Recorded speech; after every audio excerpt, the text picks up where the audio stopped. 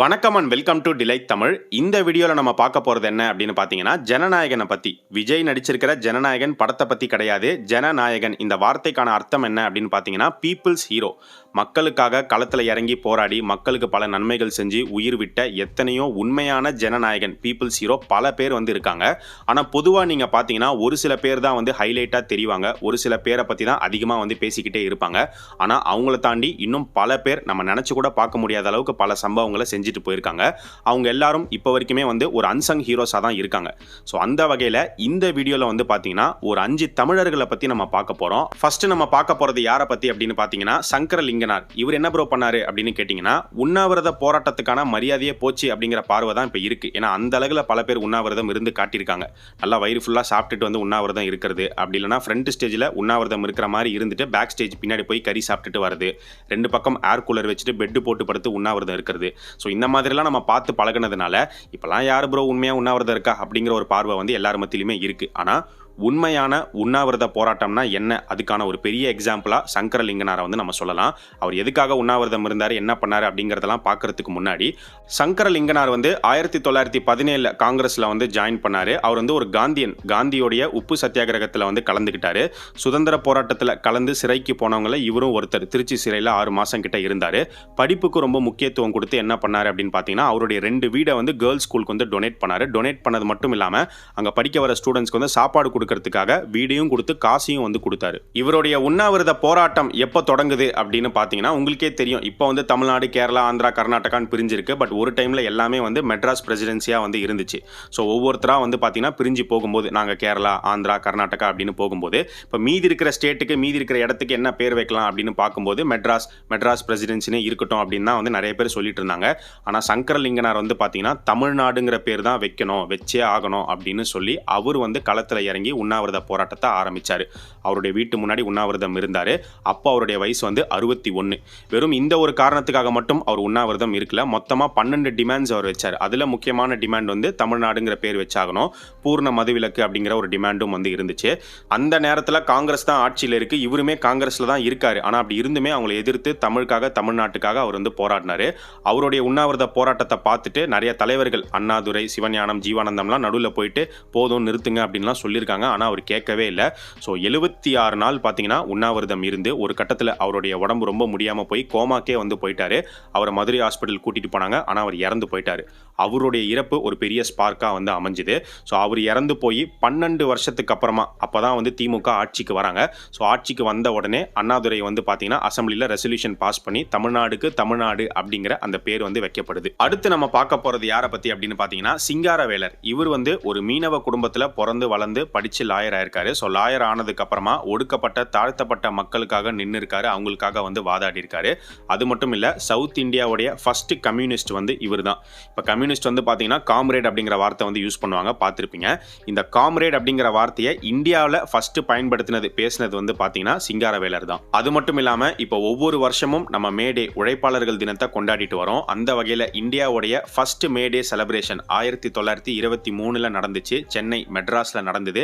இவருடைய தலைமையில தான் நடந்தது. இவர் தான் அதை ஆர்கனைஸ் பண்ணாரு. ஆரம்பத்தில் காந்தியோடைய நான் கோஆபரேஷன் மூவ்மெண்ட்ல தான் இவருமே செயல்பட்டுக்கிட்டு இருந்தாரு. அந்த டைம்ல பார்த்தீங்கன்னா பிரிட்டிஷ் ரூலை எதிர்த்து இவர் இவருடைய லாயர் கவுனை அவங்க முன்னாடி எரிச்சு இவருடைய எதிர்ப்பை காமிச்சு அதை தூக்கி போட்டுட்டு வந்தாரு. ஸோ ஒரு கட்டத்தில் அந்த சௌரி சௌரா இன்சிடென்ட் உங்க எல்லாருக்கும் ஞாபகம் இருக்கும் அப்படின்னு நினைக்கிறேன். காந்தியை பொறுத்த வரைக்கும் போராட்டம் அப்படின்னாலே அகிம்சை வழியில தான் இருக்கணும். ஆனால் அந்த இன்சிடென்ட் பார்த்தீங்கன்னா அப்படியே வயலன்ஸா மாறிடுச்சு. ஸோ அதனால காந்தி அதுல பின் வாங்கிட்டாரு. ஆனால் அதுக்கு சிங்காரவேலருடைய ஸ்டேட்மெண்ட் என்ன அப்படின்னு பார்த்தீங்கன்னா, நீங்க பின் வாங்கியிருக்க கூடாது அப்படின்னு சொல்லி காந்திக்கு அகைன்ஸ்டான ஒரு ஸ்டேட்மெண்ட்டை கொடுத்திருந்தாரு. இந்த சம்பவத்துக்கு அப்புறமா தான் காந்தியோடைய வழி நமக்கு செட் ஆகாது அப்படின்னு சொல்லி சிங்காரவேலர் விலகி வராரு. இவருடைய நோக்கம் என்ன அப்படின்னு பார்த்தீங்கன்னா, நாடு முழு சுதந்திரம் அடையணும். ஆனா லேபர்ஸ், தொழிலாளர்களுக்கு சுதந்திரம் கிடைக்காம நாடு சுதந்திரம் அடைஞ்சு எந்த ஒரு பிரயோஜனமும் இல்லை அப்படிங்கிறதுல ரொம்பவே தெளிவா இருந்தாரு. லேபர்ஸ்க்காக பல போராட்டங்கள், பல ஸ்ட்ரைக்ல கூட நின்று இருக்காரு, இனிஷியேட் பண்ணிருக்காரு. இங்க இருந்து நார்த் வரைக்கும் அங்க போராடுறவங்களுக்கு போய் சப்போர்ட் கொடுத்திருக்காரு. ஸோ தொழிலாளர்களுக்கு ஒரு பெரிய லீடர் ஃபிகரா தான் இருந்திருக்காரு. அது மட்டும் இல்லாமல் இந்த ஜாதி ரீதியான ஒடுக்குமுறைகள் இதை எதிர்த்துமே வந்து குரல் கொடுத்திருக்காரு. செல்ஃப் ரெஸ்பெக்ட் மூமெண்ட்ல வந்து கலந்துக்கிட்டாரு. இந்த மாதிரி பல சம்பவங்கள் பல விஷயங்கள் வந்து அவர் பண்ணியிருக்காரு. நீங்க வெற்றிமாறனுடைய வடச்சென்னை படத்துல நீங்க பாத்தீங்கன்னா ராஜன் கேரக்டர் வந்து ஒரு மன்றம் ஓபன் பண்ற மாதிரி காட்டுவாங்க. அந்த மன்றத்துக்கு வந்து இவருடைய பேர் சிங்காரவேலர் நினைவு மன்றம் அப்படின்னு தான் வச்சிருப்பாங்க. அடுத்து நம்ம பார்க்க போறது யாரை பத்தி அப்படின்னு பாத்தீங்கன்னா ஐயா வைகுண்டர். இவருடைய காலகட்டம் வந்து 19th century. ஸோ இவர் வந்து கன்னியாகுமரி டிஸ்ட்ரிக்ட்ல பிறக்கிறாரு. இவருடைய இயற்பெயர் வந்து முடிசூடும் பெருமாள். இவர் என்ன பண்ணார் ப்ரோ அப்படின்னு கேட்டீங்கன்னா, அந்த காலகட்டத்தில் ஜாதி ரீதியா ஏற்பட்ட ஒடுக்குமுறைக்கு எதிர்த்து போராடி பல புரட்சிகளை வந்து செஞ்சிருக்காரு. அப்படி என்னென்ன செஞ்சாரு அப்படின்னு பாத்தீங்கன்னா, அந்த காலகட்டத்தில் எல்லா ஜாதிக்காரங்களாலையும் வந்து தலப்பா கட்ட முடியாது, கட்டவும் விட மாட்டாங்க. ஆனா இவர் வந்து தலப்பா கட்டுற முறையை வந்து கொண்டு வராரு. எல்லாரும் தலப்பா கட்டுங்க அப்படின்னு சொல்றாரு. அடுத்து முக்கியமான ஒரு விஷயம் என்ன அப்படின்னு பாத்தீங்கன்னா, சமபந்தி போஜனம். சமபந்தி போஜனம் அப்படின்னா எல்லா ஜாதிக்காரங்களும், மேல் ஜாதி கீழ் ஜாதிலாம் கிடையாது, எல்லா ஜாதிக்காரங்களும் ஒன்னா சமமா உட்காந்து சாப்பிடுற ஒரு முறையை வந்து அவர் கொண்டு வராரு. அதே மாதிரி முத்திரி கிணறு அப்படிங்கிற ஒரு கிணறு வெட்டுறாரு. ஆக்சுவலா அந்த டைம்ல கிணறுல தண்ணி எடுக்கிறதும் வந்து பாத்தீங்கன்னா இந்த ஒடுக்கப்பட்ட மக்களுக்கு ரொம்ப கஷ்டமான ஒரு விஷயமா தான் இருந்தது. ஏன்னா விட மாட்டாங்க, நீங்களாம் இங்க தண்ணி எடுக்கக்கூடாது அப்படின்னு சொல்லுவாங்க. ஸோ இவர் பாத்தீங்கன்னா ஒரு கிணறு வெட்டுறாரு. அந்த கிணறுல வந்து எல்லாரும், எல்லா ஜாதிக்காரங்களும் வந்து தண்ணி எடுத்துக்கலாம் அப்படிங்கிறதுமே வந்து கொண்டு வராரு. அந்த கிணறை வந்து முத்திரி கிணறு அப்படின்னு சொல்லுவாங்க. அண்ட் அதே மாதிரி அந்த காலகட்டத்தில் நாமம் எல்லாராலையும் வந்து போட முடியாது. ஆனா இவர் வந்து திருநாமம் அப்படிங்கிற ஒரு விஷயத்தை வந்து கொண்டு வராரு. எல்லாரும் நாமம் போடலாம் அப்படின்னு.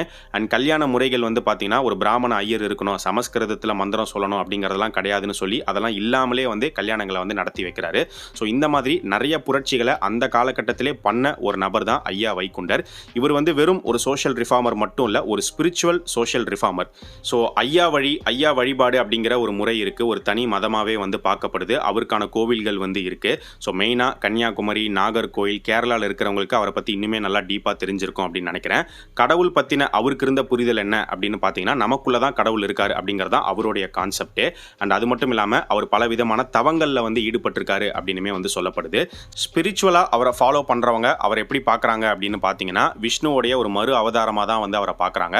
அவர் இப்படிதான் பிறந்தாரு, இப்படிலாம் நடந்தது அப்படிங்கிற ஒரு மித்தாலஜி ஸ்டோரியுமே வந்து ஒன்று சொல்லப்படுது. அடுத்து நம்ம பார்க்க போறது தில்லையாடி வள்ளியம்மையை பத்தி. தில்லையாடி வள்ளியம்மை சாகும்போது அவங்களுடைய வயசு வெறும் 16 மட்டும்தான். அவங்க இதுவரைக்கும் இந்தியாவுக்கே வந்தது கிடையாது. இங்க இருந்து சவுத் ஆப்பிரிக்காவுக்கு போன மக்கள்ல இவங்களுடைய குடும்பமும் ஒன்று. ஸோ இவங்க அங்கதான் வந்து பிறக்கிறாங்க. இவங்களுடைய 8 வயசுல இருந்தே அங்க நடக்கிற போராட்டங்கள்ல வந்து கலந்துக்கிறாங்க. அங்க இந்தியர்களுக்கு எதிராக பல சம்பவங்கள் வந்து நடக்குது, பல போராட்டங்கள் வந்து நடக்குது. ஒரு கட்டத்தில் வந்து பாத்தீங்கன்னா ஒரு அதிகாரி காந்தியை சுட வரும்போது இவங்க குறுக்க வந்து காந்தியை மறைச்சு, முதல்ல நீ என்ன சுட்டுட்டு அப்புறமா அவரை சுடு அப்படின்னு சொன்ன அந்த சம்பவத்தை காந்தியே அவருடைய சத்தியாகிரகத்தில் பதிவு பண்ணியிருக்காரு. ஒரு பிரிட்டிஷ் அதிகாரி வள்ளியம்மையை பார்த்து உங்க தாய்நாட்டுக்கு சொந்தமா கொடி கூட இல்லை அப்படின்னு கேவலமா பேசும்போது, அப்போ உடனே வள்ளியம்மை வந்து அவங்களுடைய சாரியில ஒரு பாகத்தை கிழிச்சு இதுதான் என்னுடைய தாய்நாட்டு கொடி அப்படின்னு சொல்லியிருக்காங்க. ஸோ இந்த சம்பவம் இப்போ நம்மளுடைய இந்தியன் பிளாக்ல இந்த மூவர்ணம் வரத்துக்கான ஒரு இன்ஸ்பிரேஷனா இது காந்தியை இன்ஸ்பயர் பண்ணிருக்கு அப்படின்னுமே சொல்லப்படுது. அதிக டாக்ஸேஷனை எதிர்த்து நடந்த போராட்டத்தில் வள்ளியம்மையும் கலந்துக்கிறாங்க. போலீஸ் அவங்களை கைது பண்ணி 3 மாசம் சிறை தண்டனை அப்படிங்கிறது அவங்களுக்கு கொடுக்கப்படுது. ஸோ ஒரு கட்டத்தில் வந்து பார்த்தீங்கன்னா நீங்கள் மன்னிப்பு கேட்டால் அவங்களை விட்டுறோம் அப்படின்னு சொல்லும்போது வள்ளியம்மை வந்து மன்னிப்புலாம் நல்லா கேட்கவே முடியாது அப்படிங்கிறதுல ரொம்பவே உறுதியாக இருந்திருக்காங்க. அந்த 3 மாசம் சிறை தண்டனையில் வந்து சிறை கொடுமைகள் எப்படி இருக்குன்னு உங்களுக்கே தெரியும். அவங்களுடைய உடல்நிலை ரொம்ப மோசமாக போகுது. அப்போ அதை பார்த்துட்டு பிரிட்டிஷே வந்து இவங்களை முன்னாடியே விடுதலை பண்ணிடலாம் அப்படிங்கிற முடிவு எடுக்கும்போது வள்ளியம்மை வந்து இல்லை, என்னுடைய 3 மாசம் சிறை தண்டனை மொத்தமாக முடிஞ்சா மட்டும்தான் நான் வெளியில் போவேன் அப்படிங்கிறதுல ரொம்பவே வைராக்கியமாக இருந்திருக்காங்க. ஸோ அப்படி 3 மாசம் சிறை தண்டனை முடிச்சுட்டு வெளியில் வந்திருக்காங்க. வெளியில் வரும்போதே அவங்களுடைய உடல்நிலை ரொம்ப மோசமாக இருந்திருக்கு. அந்த நேரத்தில் காந்தி அவங்கள போய் சந்திச்சிருக்காரு, பேசியிருக்காரு. பேசும்போது பார்த்தீங்கன்னா சிறைக்கு போயிட்டு வந்ததை நினைச்சு வருந்திரியா அப்படின்னு காந்தி கேட்கும்போது, இப்போ என்ன கைது பண்ணாலும் மறுபடியும் நான் சிறைக்கு போறதுக்கு தயாராக தான் இருக்கேன், எத்தனை தடவை கைது பண்ணாலும் எனக்கு கவலை இல்லை அப்படிங்கிற மாதிரியான பதில் கொடுத்துருக்காங்க.